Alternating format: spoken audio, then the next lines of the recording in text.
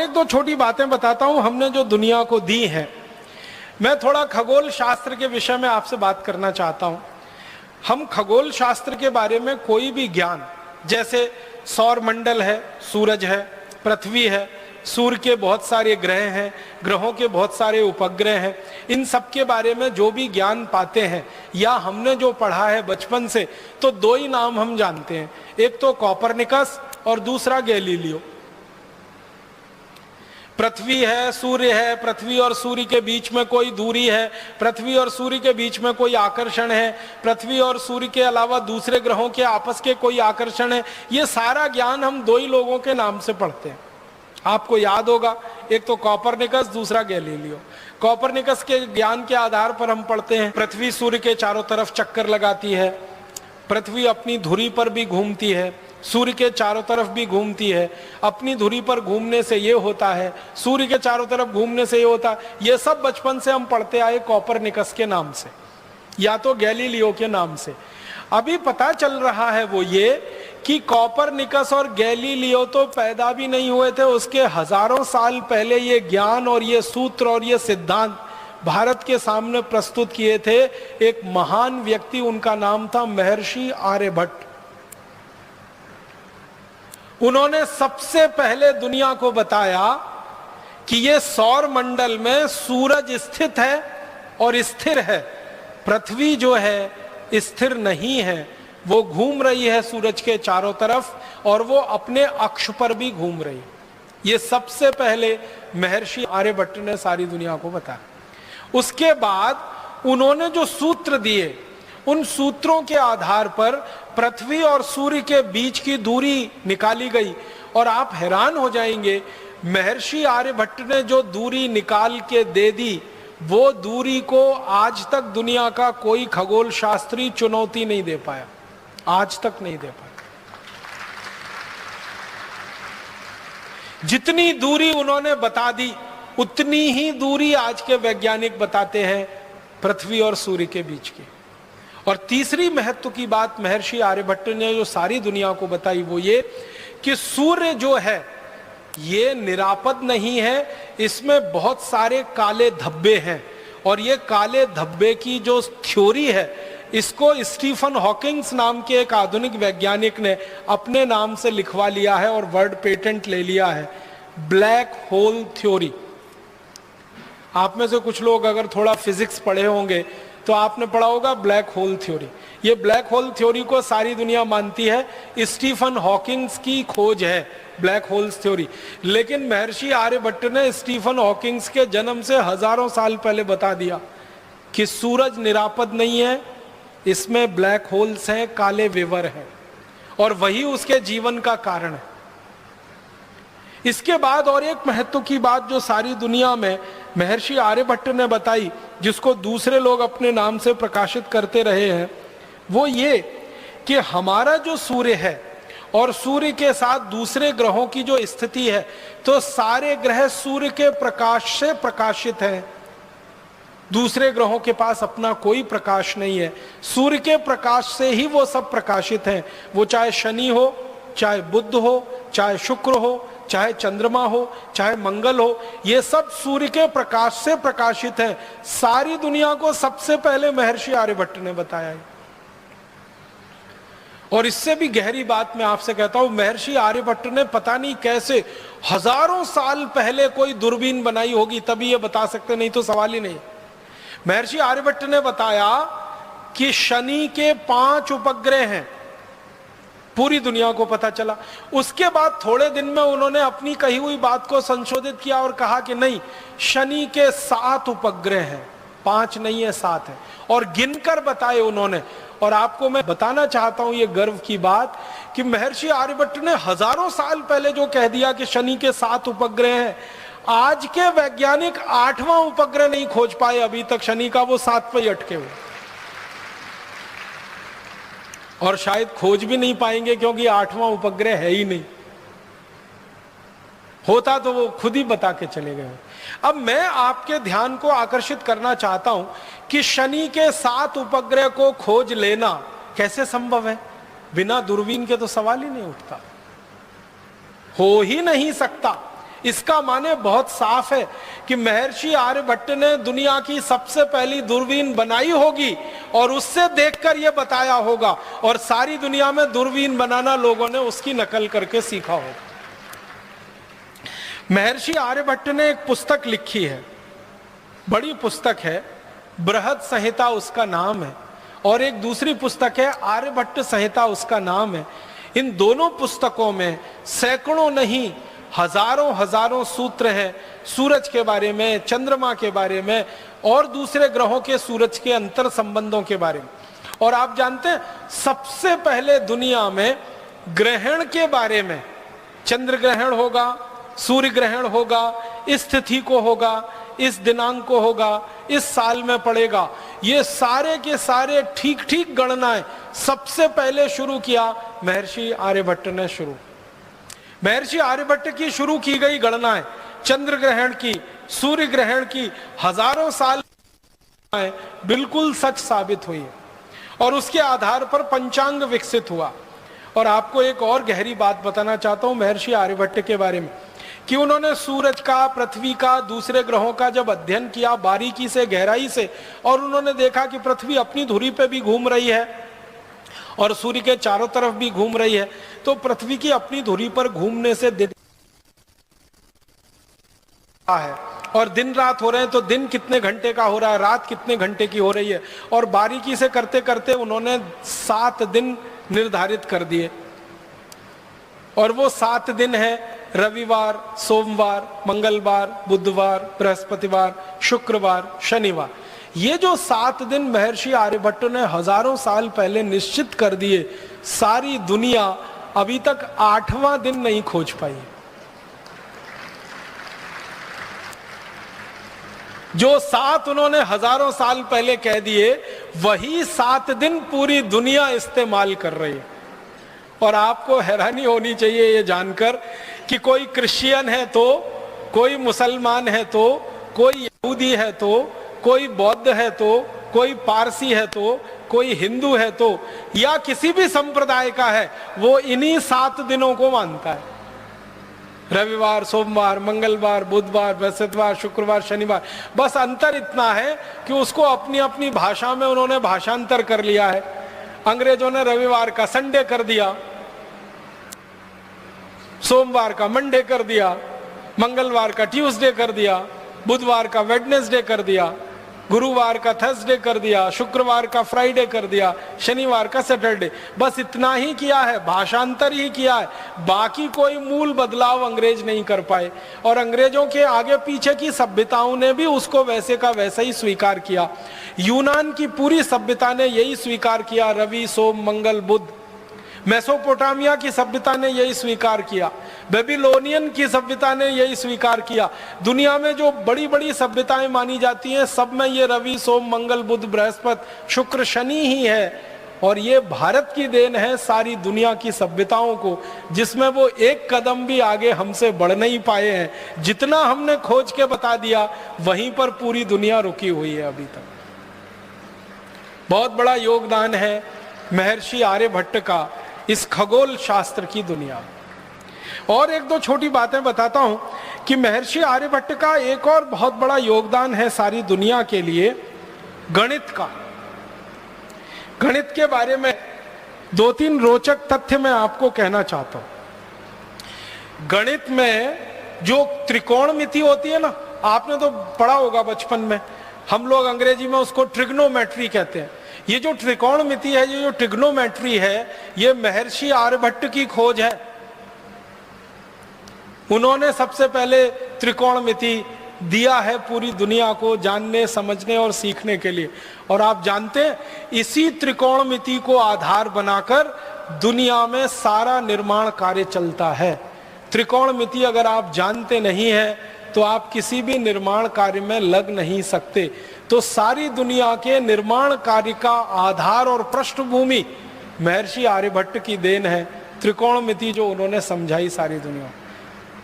गणित में त्रिकोणमिति का आविष्कार भारत में हुआ है। फिर इसी तरह एक महान महर्षि हुए भास्कराचार्य, उन्होंने गणित की सबसे पहली पुस्तक लिखी लीलावती, जिसका नाम।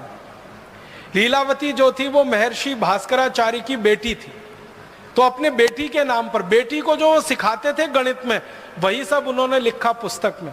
और लीलावती के बारे में कहा जाता है कि वो इतनी कुशाग्र बुद्धि थी, इतना तीव्र बुद्धि वो बेटी थी कि पेड़ के पत्ते गिन सकती थी। और जब भी उसको पेड़ के पत्ते गिनने के लिए कहा गया तो वास्तव में उतने ही पत्ते निकलते थे जितने होते थे। और उसको कहा जाता था कि तुम्हारी बुद्धि बहुत तेज चलती है, तो कहती थी वो पिताजी की कृपा है, उन्होंने मुझे गणित सिखाया। पेड़ के पत्ते गिन लेना कोई आसान काम नहीं है, ये कुछ ऐसा ही काम है कि आसमान में तारे गिन लेना। और लीलावती इसमें सिद्धहस्त थी। उस लीलावती के नाम से पुस्तक प्रकाशित हुई, महर्षि भास्कराचार्य की गणित की पहली पुस्तक।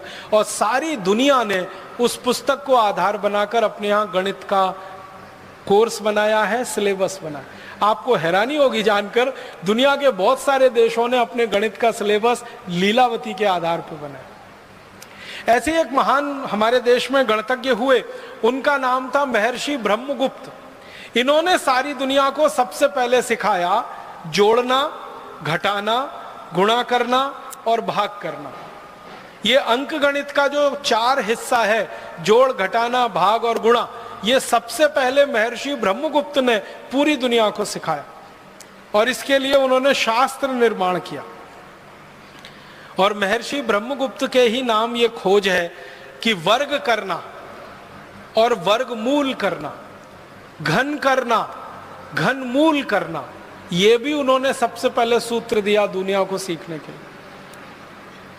और जो बीज गणित हम पढ़ते हैं, जिसको हम आजकल एलजबरा कहने लगे हैं, ये एलजबरा पूरा का पूरा महर्षि ब्रह्मगुप्त की देन है। हमारा आज का एलजबरा और उसका सिलेबस महर्षि ब्रह्मगुप्त के लिखे हुए पुस्तकों पर आधारित है सारा का सारा।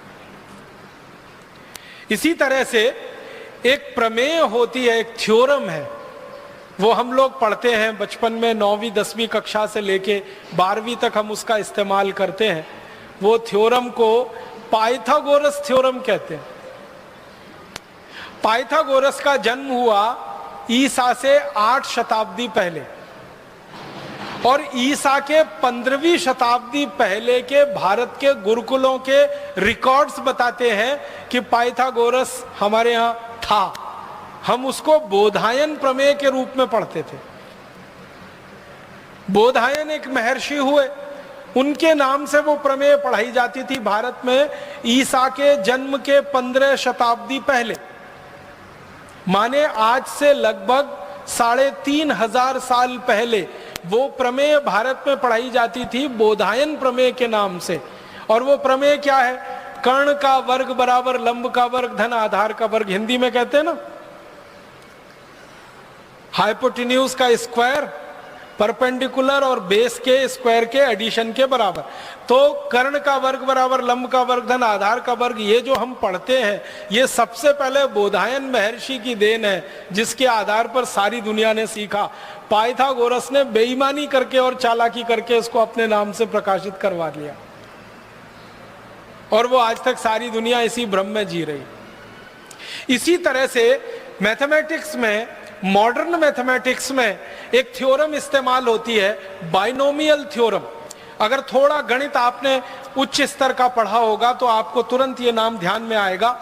बाइनोमियल थ्योरम जो द्विपद प्रमेय है, वो सारी दुनिया को सबसे पहले भारत ने दी। और ये बाइनोमियल थ्योरम भी महर्षि आर्यभट्ट की देन है सारी दुनिया। और इसी तरह से हमारे भारत में एक विषय चलता है गणित में, जिसको मॉडर्न मैथमेटिक्स के नाम से आजकल कहने लगे हैं, कैलकुलस। और उसके 2 हिस्से हैं, इंटीग्रल कैलकुलस, डिफरेंशियल कैलकुलस। ये इंटीग्रल कैलकुलस सबसे पहले भारत में लाया जिस महर्षि ने, उनका नाम था माधवाचार्य। और डिफरेंशियल कैलकुलस पूरी दुनिया को सिखाया जिन महर्षि ने, उनका नाम था भास्कराचार्य। डिफरेंशियल कैलकुलस का आज का पूरा सिलेबस भास्कराचार्य जी की पुस्तक को सामने रख लो तो समझ में आ जाता है। और माधवाचार्य जी की जो गणित की पुस्तक है, उसको पढ़कर डिफरेंशियल वो इंटीग्रल कैलकुलस पढ़ो, बिल्कुल साफ समझ में आ जाता है। और गणित में सबसे ज्यादा शोध दुनिया में हुआ है तो वो भारत में हुआ है। भारत के बाद दूसरे नंबर पर सबसे बड़े गणितज्ञ माने जाते हैं दुनिया में, वो फ्रेंच लोग हैं। फ्रांसीसी लोग इस बात को स्वीकार करते हैं कि गणित अगर हमने सीखा है और दुनिया ने सीखा है तो वो भारत से सीखा है। और गणित की जो मूल बात है, शून्य, 1 2 3 4 5 6 7 8 9, जिसको हम नंबर सिस्टम कहते हैं, ये सारी दुनिया को भारत की देन है। और आपने मेरे व्याख्यान के पहले वो जो गीत सुना, जब जीरो दिया मेरे भारत ने, वो सच है। सारी दुनिया को शून्य, फिर 1, फिर 2, फिर 9 तक की गिनती हमने सिखाई है। और जो गिनती सिखाएगा वही गणित बनाएगा। गणित तो उसी को आएगा जिसको गिनती आएगी। जिन्होंने गिनती गिनी है और जिन्होंने गिनती पढ़ी है वही गणित बना सकते हैं और गणित सिखा सकते हैं। तो भारत ने सारी दुनिया को गिनती दी है, गणित दिया है, गणित के सूत्र दिए हैं। और कुछ गणित के सूत्रों के बारे में तो आप सब जानते हैं। वैदिक गणित का नाम आपने सुना है? वैदिक गणित के सूत्र 17 सूत्र हैं। इन सूत्रों को जो सीख लेगा वो गणित का इतना बड़ा पंडित हो जाएगा कि कैलकुलेटर से ज्यादा तेज कैलकुलेशन वो कर पाए। कुछ भारतवासी सारी दुनिया में अपना चमत्कार दिखाते रहते हैं गणित का। एक बहन जी हैं, एक माता जी हैं, नाम नहीं लेना चाहता उनका, आप सब समझ जाएंगे 1 मिनट में। वो पूरी दुनिया में प्रवास करती हैं और बड़े बड़े शो करती हैं। लाखों रुपए उस शो के वो लेती हैं। एक एक व्यक्ति उस शो में जाए तो हजारों रुपए की टिकट खरीदता है, डॉलर्स में खरीदता है। और वो माताजी सबको यही बताती हैं गणित के सूत्र, और चमत्कारिक तरीके से बताती है। 10 अंक का कुछ संख्या लिख दो और 10 अंक की एक संख्या लिख दो, दोनों का गुणा कर दो। कैलकुलेटर जितनी देर में बताएगा वो माताजी उसके पहले बता देती हैं। और लाखों डॉलर बरसते हैं उनके ऊपर। वो कुछ भी नहीं है, वैदिक मैथमेटिक्स के सूत्र हैं। कोई सीख लेगा तो वो बता देगा, उसमें कौन सी खास बात है। और उनके बारे में अखबारों में बड़ा बड़ा विज्ञापन आता है, जिनका दिमाग कंप्यूटर से ज्यादा तेज चलता है, जिनके गणित की गणनाएं कंप्यूटर से ज्यादा तेज हैं, ऐसी माताजी का व्याख्यान सुनने आइए या दर्शन करने आइए। मैं सोचता हूं कि ऐसी तो सभी माताएं हो सकती है, सभी बहनें हो सकती हैं, सभी भाई हो सकते हैं। बस वैदिक गणित के वो 17 सूत्र सीखने की देर है। और वो सूत्र अगर आपको सीखने हो तो पुस्तकें उसकी बाजार में उपलब्ध हैं। मेरी आपको एक विनम्र प्रार्थना है, वो ये कि आपके घर में छोटे छोटे बच्चे हैं, उनको वो सूत्र जरूर सिखा दीजिए। गणित उनको रोचक हो जाएगा। हमारे देश के बच्चों को गणित में ही सबसे ज्यादा बोरियत आती है, क्योंकि आज जो हम गणित सीखते हैं और सिखाते हैं वो अंग्रेजों के तरीके से सीखते हैं और अंग्रेजों के तरीके से सिखाते हैं। उसमें रस बिल्कुल नहीं है। लेकिन ये जो वैदिक गणित लिखा गया है, इसको सीखने में इतना रस है कि आप 90 साल के भी हो जाएं तो भी आप वैसे ही सीखेंगे जैसे 15-17 साल के बच्चे सीखते हैं। हमारे भारत में शिक्षा के बारे में जो सबसे गहरी बात है कि शिक्षा को रसपूर्ण बना के सिखाना, हंसते हंसते सिखा देना, खेलते खेलते सिखा देना, गाना गाते गाते सिखा देना, गीत गाते गाते सिखा देना, दुनिया में कहीं नहीं है ये। तो वैदिक गणित के सूत्रों को आप सीखें, बहुत अच्छा हो। नहीं तो अपने बच्चों को जरूर सिखाएं। पुस्तकें बाजार में उपलब्ध हैं, उनसे आप आसानी से कर सकते हैं। और मेरा तो कहना है कि आप सीखकर दूसरों को सिखाने का अभियान चला सकते हैं। कम से कम ये जो तिलिस्म बना हुआ है 2-3 लोगों के नाम पर कि वो गणना करते हैं कंप्यूटर से ज्यादा तेज, मैं चाहता हूं भारत स्वाभिमान का हर कार्यकर्ता, वो भाई हो या बहन, कंप्यूटर से तेज गणना कर सकता है अगर वैदिक गणित के ये सूत्र सीख लें। 1-2 बात और कहना चाहता हूं। हम भारतवासियों ने दुनिया को और क्या क्या दिया है। सारी दुनिया को सबसे पहले बर्फ बनाना हमने सिखाया। अद्भुत देश है ये भारत। यहां बर्फ सबसे कम है, लेकिन बर्फ बनाना सबसे ज्यादा हम ही जानते हैं। भारत में बर्फ जहां है ना, वो कुल मिला के 2-4 राज्य हैं। एक तो जम्मू कश्मीर है, एक तो हिमाचल प्रदेश है, एक तो हमारा ये उत्तराखंड है, और थोड़ा बहुत उत्तर पूर्व के कुछ प्रदेश हैं छोटे, जहां पर बर्फ गिरती है। ये बर्फ प्रकृति की बनाई हुई है। लेकिन हम भारतवासी इस बात का गर्व कर सकते हैं कि मनुष्य की बनाई हुई सबसे पहली बर्फ हमने दी है दुनिया को, और उसकी तकनीकी भी हमने बताई है पूरी दुनिया को। हमारे देश में एक महान राजा हुआ उसका नाम था हर्षवर्धन।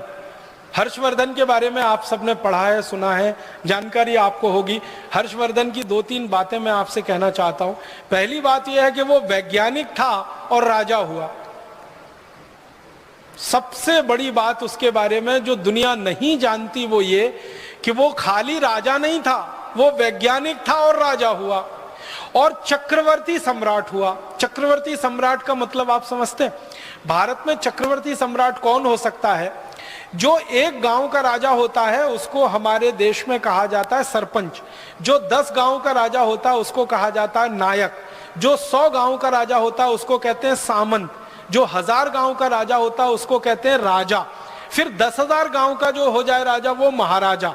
फिर 1 लाख गांव का जो हो जाए वो सम्राट। और 7 लाख गांव का जो राजा हो वो चक्रवर्ती सम्राट। और भारत में लगभग 7 लाख ही गांव रहे।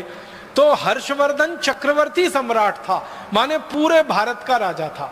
एक बात, वैज्ञानिक था। दूसरी बात, और विज्ञान की किस भाषा में उसको दक्षता थी? केमिस्ट्री में, रसायन शास्त्र का बहुत बड़ा ज्ञाता था वो। केमिस्ट्री उसको बहुत आती। जब वो राजा बना, उसकी बेटी बीमार हो गई और उसको बहुत तेज बुखार आया। तो पहली बार उसने अपनी बेटी का बुखार उतारने के लिए बर्फ बनवाई और उसका इस्तेमाल किया। हर्ष चरित्रम करके एक पुस्तक लिखी गई हर्षवर्धन के बारे में, और हर्ष चरित्रम में इसका विस्तार से वर्णन है कि राजा हर्षवर्धन अपनी बेटी का बुखार ठीक करने के लिए बर्फ का इस्तेमाल कर रहा है और वो बर्फ बनाने की पूरी तकनीकी है। और राजा हर्षवर्धन का जो समय है ना, वो 6वीं शताब्दी का है, माने आज से लगभग 1500 साल पहले, 1400 साढ़े 1400 साल पहले। अंग्रेजों के यहां बर्फ पड़ती है, अमरीकियों के यहां बर्फ पड़ती है, फ्रांस में बर्फ पड़ती है, जर्मनी में बर्फ पड़ती है, लेकिन वो बर्फ बनाना 18वीं शताब्दी तक नहीं जानते थे। जिनके यहां बर्फ पड़ती है वो बर्फ बनाना नहीं जानते थे। बर्फ बनाने के लिए पानी को एक विशेष तापमान पर रखना पड़ता है और एक विशेष दबाव उसको देना पड़ता है। एटमॉस्फेरिक प्रेशर और टेम्परेचर दोनों को कंट्रोल करके ही बर्फ बन सकती है। बहुत जटिल प्रक्रिया है, आसान काम नहीं है ये। लेकिन हर्षवर्धन को ये मालूम था और उसने बर्फ बनाना और बनवाना अपने राज्य में शुरू किया था। उस समय से भारत में बर्फ बनाने की परंपरा है। बर्फ हमारे यहाँ भगवान के द्वारा बहुत कम दी गई है, लेकिन बनाना हमको दुनिया में सबसे पहले आया। अब हमको ये स्थापित कराना अभी बाकी है कि सबसे पहले बर्फ भारत में बनी। अंग्रेज लोग बताते हैं कि उन्होंने सबसे पहले बर्फ 18वीं शताब्दी में बनाई। हमने उनसे 1000 साल पहले बर्फ बनाई थी। सारी दुनिया को ये बर्फ बनाने की टेक्नोलॉजी हमने दी है। कागज बनाना पूरी दुनिया को भारत ने सिखाया। कागज बनाना सबसे पहले भारत में शुरू हुआ। हमारे भारत में एक घास होती है, उसको सन कहते हैं, और एक घास होती है उसको मूंज कहते हैं। गांव के लोग हैं उनको तो ये दोनों शब्द अच्छे से समझ में आएंगे। एक सन होती है और एक मूंज होती है। मूंज जो है ना बहुत तीखी होती है, उंगली को काट सकती है और खून निकाल सकती है। सन वाली घास जो होती है वो थोड़ी नरम होती है, उंगली को काटती वाटती नहीं। और भारत के हर गांव में इफरात में होती है और फोकट में होती है। पूर्वी भारत और मध्य भारत में तो हर गांव में होती है। बंगाल में, उत्तर प्रदेश में, बिहार में, झारखंड में, उड़ीसा में, आसाम में कोई गांव नहीं जहां सन ना हो, मूंज ना हो। तो जिन इलाके में सन और मूंज सबसे ज्यादा होती रही है, इसी इलाके में सबसे पहले कागज बनना शुरू हुआ। वो सन की घास से और मूंज की घास से हमने सबसे पहले कागज बनाया और सबसे पहला कागज बना के दुनिया को हमने दिया। और वो कागज बनाने की तकनीक आज से 2000 साल पुरानी। और चीन के जो दस्तावेज हैं वहां से ये बात मुझे पता चली। चीनियों के दस्तावेजों में ये लिखा हुआ है कि उन्होंने जो कागज बनाना सीखा वो भारत से सीखा। तो उन्होंने जो कागज बनाना सीखा वो भारत से, यहां से सीखा, सन और मूंज की रस्सी से। इसी तरह से दुनिया में सबसे पहली बैटरी समझते हैं, ड्राई सेल, अंग्रेजी में कहूं तो शायद जल्दी समझ में आए। ड्राई सेल बैटरी सबसे पहले भारत में बनी, और ड्राई सेल बनाने की जो विधि है ना, जो आधुनिक विज्ञान ने भी स्वीकार कर रखी है, वो महर्षि अगस्त्य द्वारा दी गई विधि है। महर्षि अगस्त्य ने सबसे पहली ड्राई सेल बनाई थी, और उसका विस्तार से उनका वर्णन है अगस्त्य संहिता में। पूरा ड्राई सेल बनाने की टेक्नोलॉजी, पूरी तकनीक उन्होंने दी है, और हम में से कई लोगों ने उस तकनीक से बना के देखा है और ड्राई सेल बनता है, और हजारों वर्ष पहले की वो तकनीक है। इसका माने क्या हुआ? जो देश के वैज्ञानिक और महर्षि ड्राई सेल बनाना जानते हो, वो विद्युत के बारे में भी जानते होंगे, इलेक्ट्रिसिटी के बारे में भी जानते होंगे, करंट के बारे में भी जानते होंगे, क्योंकि ड्राई सेल यही करता है। करंट के फ्लो के लिए ही हम उसका उपयोग करते हैं। ये अलग बात है कि वो डायरेक्ट करंट है, और आज की दुनिया में हम जो इस्तेमाल करते हैं वो अल्टरनेटिव करंट है, लेकिन डायरेक्ट करंट का सबसे पहले जानकारी दुनिया को हुई तो वो भारत में महर्षि अगस्त्य को ही है। इसी तरह से दुनिया में सबसे पहला सिक्का, कॉइन जिसको हम कहते हैं, वो भारत ने बनाया और सारी दुनिया को सिक्का बनाना सिखाया। ये जो सिंधु घाटी की सभ्यता का अगर आप इतिहास पढ़ेंगे तो आज से 3-3,500 साल पहले का इतिहास है। उसमें सिक्के बनाने का बहुत विस्तार से वर्णन है, और सिक्के की ढलाई करने के लिए बहुत सारी फैक्ट्रियों की जानकारी। इसी तरह से जस्ता बनाना, जिंक, सारी दुनिया को भारत ने सिखाया जिंक बनाना।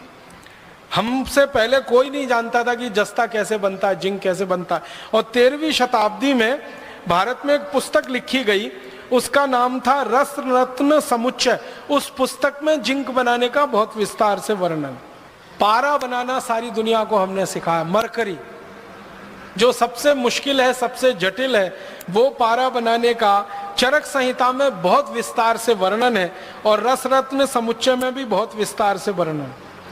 और एक बहुत रोचक जानकारी, दुनिया में सबसे पहले बारूद बना वो भारत में, बस इस्तेमाल उसका हुआ फुलझड़ी चलाने में। ये रोचक बात है। हमने बारूद बनाया सबसे पहले, लेकिन उसका बम नहीं बनाया, उसकी फुलझड़ी बनाई। क्यों? मारना नहीं है ना, हम तो अहिंसा वाले लोग हैं ना। बारूद से मार भी सकते हैं, बम बना के किसी को ब्लास्ट कर सकते हैं, लेकिन वही बारूद फुलझड़ी भी बनाता है, वही बारूद वो चक्री भी बनाता है, और वही बारूद से अनार बनता है। तो हमने बारूद बनाया अनार के लिए, फुलझड़ी के लिए, चक्री के लिए। हमने बारूद नहीं बनाया बम के लिए।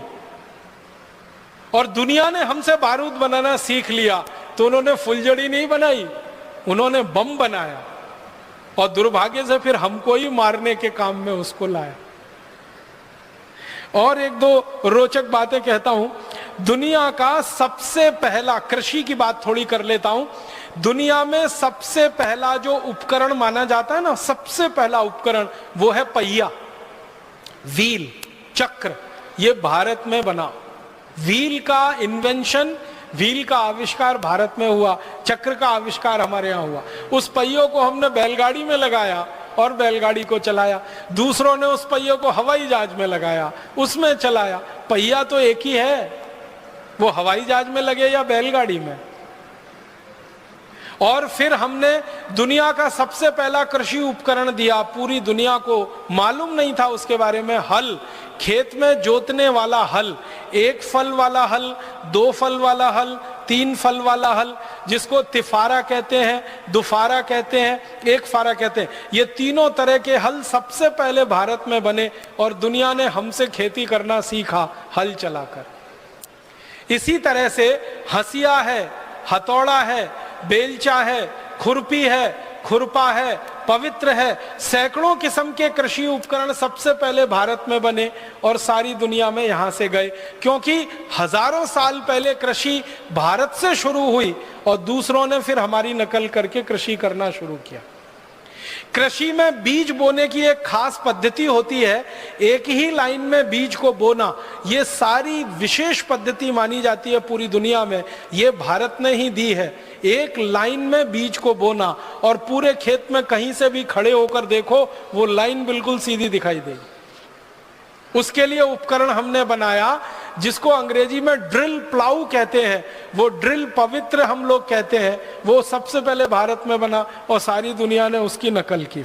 आप जानते हैं, आप में से जो किसानी करते हैं, खेती करते हैं, कि धान का बीज पहले रोपा जाता है, फिर पौधा थोड़ा बड़ा होता है, उस पौधे को उखाड़कर दूसरी जगह प्रत्यारोपित किया जाता है। ये जो टेक्निक है वो पूरी दुनिया को भारत ने सिखाई है। धान के बीज को एक जगह बोना, फिर उसको जड़ सहित उखाड़कर दूसरी जगह प्रत्यारोपित कर देना ताकि उत्पादन ज्यादा मिले और खेत का नुकसान सबसे कम हो। यह पूरी दुनिया को भारत ने सिखाया, धान लगाने की यह पद्धति। और सारी दुनिया में धान इसी तरीके से लगाया जाता है। यह हैरानी की बात है, दुनिया के 155 देश धान का उत्पादन करते हैं, भारत की नकल करके इसी पद्धति से वो धान का उत्पादन करते हैं। और एक महत्व की बात कि सारी दुनिया को जानवरों के मल मूत्र से खाद और कीटनाशक बनाना सबसे पहले भारत ने सिखाया। गाय के गोबर से, भैंस के गोबर से, बैल के गोबर से, गाय के मूत्र से, बैल के मूत्र से, भैंस के मूत्र से क्या क्या कीटनाशक बन सकते हैं, कौन कौन सी खाद बन सकती है, ये सारी दुनिया को भारत ने सिखाई। तो कृषि में बहुत कुछ हमने दिया, तकनीकी में हमने बहुत कुछ दिया, विज्ञान में हमने बहुत कुछ दिया, और हम पराविद्या में चले जाएं तो उसमें तो सब कुछ हम ही ने दिया है पूरी दुनिया को। अध्यात्म है, धर्म है, संस्कृति है, सभ्यता है। भारत के बारे में एक रोचक जानकारी मैं देना चाहता हूं आपको कि दुनिया के सारे धर्मों की जड़ भारत में है। सारे धर्मों की जड़ भारत में है। कोई देश ये नहीं कह सकता कि हमने ये धर्म अपने यहां से शुरू किया, क्योंकि मूल बात हमारे पास है। तो सभी धर्मों का प्रादुर्भाव हमारी शिक्षा में से हुआ होगा, हमारी सभ्यता संस्कृति में से हुआ होगा। तो अगर पराविद्या में देखें, अपराविद्या में देखें, प्रचंड भंडार है जो भारत ने दिया है। इतना कुछ भारत ने दुनिया को दिया है। तो मैं आपसे बस एक ही निवेदन करना चाहता हूं अंत में कि आप आज के इस व्याख्यान के बाद अपने मन में कभी भी हीनता मत आने दीजिए, लघुता मत आने दीजिए, कोई आत्मग्लानि मत आने दीजिए। अब गर्व से कहिए, गौरव से कहिए कि विमान का आविष्कार हमने किया, बर्फ का आविष्कार हमने किया, स्टील का आविष्कार हमने किया, खगोल शास्त्र का सारा ज्ञान दुनिया को हमने दिया, गणित में नंबर सिस्टम हमने दिया, वर्गमूल दिया, घनमूल दिया, वैदिक गणित के सूत्र दिए। इतना कुछ दुनिया को हमने दे दिया है कि दुनिया हमारा सैकड़ों बार आभार व्यक्त करे तो भी वो कम है, हजारों बार आभार व्यक्त करे तो भी वो कम। हमारे मन से अब ये हीन भावना निकल जानी चाहिए।